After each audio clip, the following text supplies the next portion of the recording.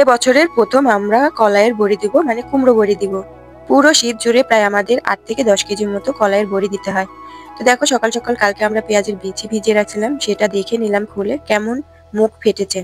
এর মধ্যে দেখো আমরা ব্লেন্ডার করে কলাইগুলো বেটে নিয়েছি।